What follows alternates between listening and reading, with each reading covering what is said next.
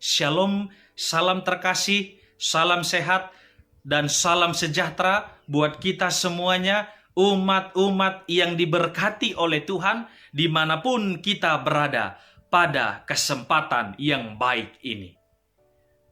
Sebelum kita melanjutkan akan ringkasan pelajaran sekolah Sabat, mari kita berdoa. Bapa kami yang di sorga, terpujilah nama Tuhan untuk segala kebaikan bahkan kemurahan Tuhan di dalam kehidupan kami. Kebutuhan terbesar kami pada saat ini, Roh Kudus Tuhan menaungi hati dan pikiran ini agar kami dapat mengerti, memahami, bahkan hamba-Mu yang menyampaikan firman ini berkata-kata sesuai dengan kehendak dan firman Tuhan. Terpujilah nama Tuhan. Di dalam nama Yesus kami sudah berdoa. Amin. Judul ringkasan pelajaran sekolah Sabat pada jam yang baik ini yaitu Naaman. Ayatnya terdapat di dalam 2 Raja-Raja pasal yang kelima, ayat yang pertama sampai ayat yang ke-19. Yang bisa kita lihat dan perhatikan yaitu Yesus Kristus mati untuk semua orang dan diharapkan di mana juga manusia untuk hidup sesuai dengan terang yang Yesus telah berikan. Inilah harapan yang luar biasa.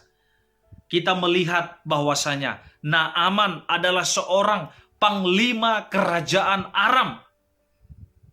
Tetapi Naaman ini menderita akan kusta. Dia datang ke Israel dan juga untuk meminta disembuhkan oleh Elisa. Tuhan menyembuhkan akan Naaman.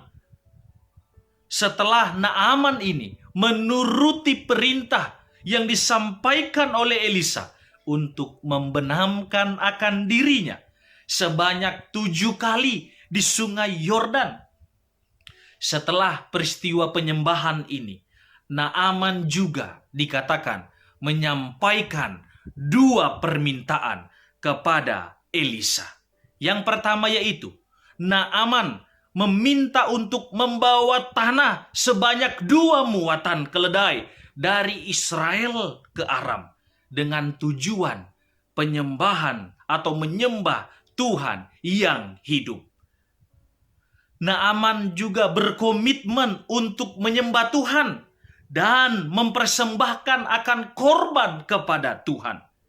Namun yang menjadi problemnya yaitu Naaman masih dipengaruhi oleh pemikiran penyembahan berhala, yaitu Tuhan sebagai ilah yang harus dihormati melalui tanah dari negeri Israel.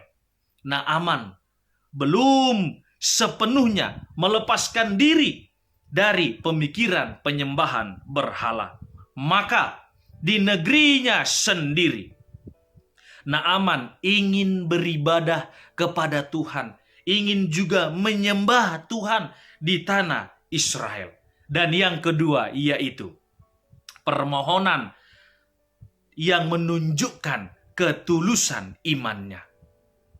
Sebagai seorang panglima, dia akan diminta raja untuk menemani akan raja masuk ke kuil berhala.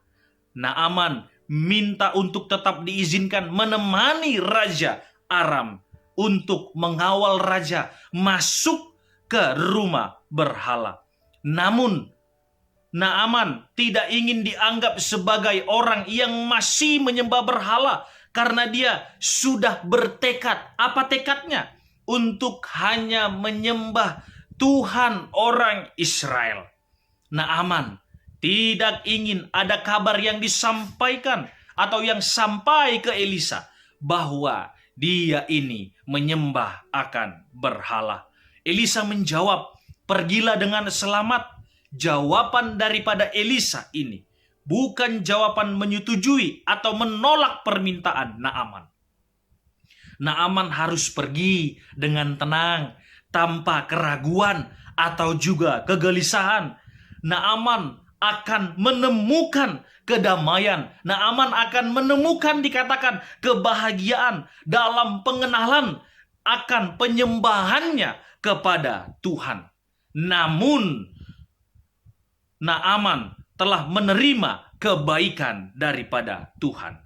Tuhan menuntun orang yang baru bertobat selangkah demi selangkah, step by step, dan juga mengetahui saat yang tepat untuk menyerukan akan pembaharuan dalam perjalanan akan imannya.